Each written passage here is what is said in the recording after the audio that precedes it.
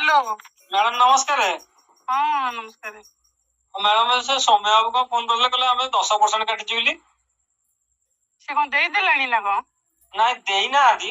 कहउतले कहले 10% मैडम कहले म कहले मैडम मते कहले 7% बोली त मु केम 10% कहले मु बुझी दे मैडम। ना मु से कहली जे से एबे चेयरमैन सब समस्त मोर 10 कहिसंदी कौन करियो सब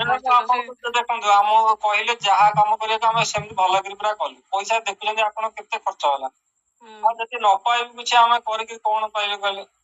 25,000 टका जति आपण कहले सेना 50,000 काटिबे हम कहले हो ठीक अछि ओ यदि 25,000 टका स्टेट कटे हम त किछि पाइबुनी हे जाई 6 5 70 75 खर्च हम कोन 15,000 पाइ मैडम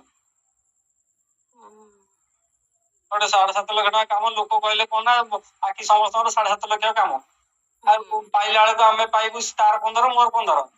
एते पैसा इन्वेस्ट करी मासे 1.5 मास पैसा पुनी बिल हवार होई काम मासे लाइन लॉक हेक रहले पैसा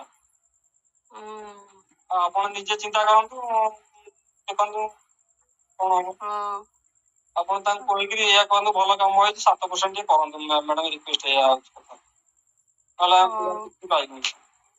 ओ म देखु जो बता दे। आइए